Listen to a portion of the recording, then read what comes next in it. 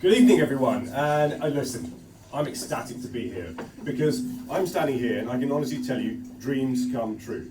What do I mean? Well, I've spent years standing where you guys are, enjoying the show, being at these Cartoon of the Year awards, and then Gavin said, no, now this time you've got to be on this stage. And I thought, wow, how did that happen?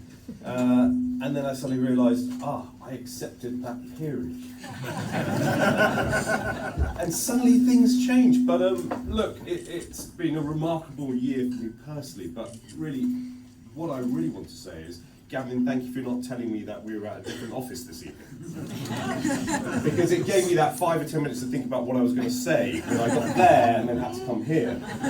But what I was going to say, look, in all seriousness, these cartoons, before I get to the cartoons and the cartoonists, because they are the most important thing, when we look at the year, and this is about the last year, the war in Ukraine continues to sort of rage in the background of our lives. And then on top of that, we've had terror in Israel and a war in Gaza. And then before you get to anything really sort of serious, you've got inflation, waiting lists, immigration, all kinds of little sprinkles of uncheery happiness that keep coming at us with unfiltered technicolor through our TV screens to depress us every day, generally. And is it no surprise that the nation's mental health is taking hit after hit after hit, and every time we try to escape it, we try to do something else. Watch our favourite reality TV show and a bloody politician pops up on it. Oh, even bloody Marvel can't produce any decent films anymore. And to top it all off, England becomes shit at cricket. I'm paraphrasing a former Foreign Secretary, Home Secretary, whatever he's doing right now. You know what I mean. So it's where do you go? Where do you go to sort of get away from it? Have something that lets us take the air out of it a little, poke a bit of fun.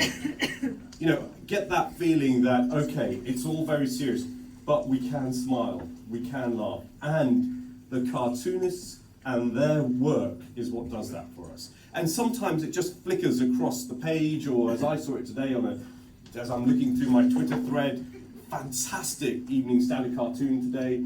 Forgive me, I don't know the artist who did it, but he's standing over there. Where is he? I'd love to shake his hand, because the best cartoons, and it's an example, you all do great cartoons, but the best cartoons bring together popular culture and politics. And this cartoon, if you haven't seen it already, brings together my dear friend, I think he's Foreign Secretary at the moment, James Cleverly, getting off a plane in a Willy Wonka outfit. And it says wonky policy. Am I right? That is brilliant. Thank you. That is the genius of cartoons, because it opens up the conversation to not just all of us wonks and MPs and parliamentarians who are thinking about the politics about it, but to those people who are actually more interested in Wonka, the latest film. Not meant to be very good, I hear, but anyway.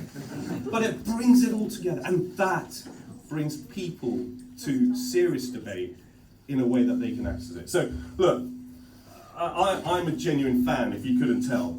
And I think I've given enough kudos, credit to the cartoonists now, but I have a bone or two to pick as well. I've been in politics for 20 odd years. I worked for Boris, for God's sake.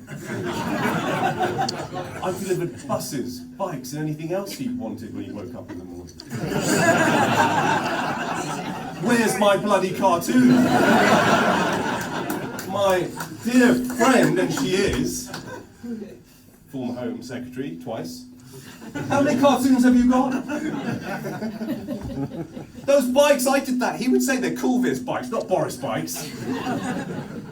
I think when there's prejudice, when there's cancel culture, you must call it out. What do I have to do? Do I have to change the colour of my turban?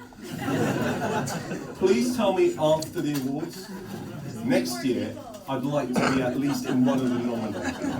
That was my little bone that I wanted to pick. But look, in all seriousness, and it's with seriousness, thank you to all the cartoonists. You bring that joy, that happiness to us in a world that needs a bit of light, especially with what's going on So thank you very much. I look forward to presenting the cartoon gag.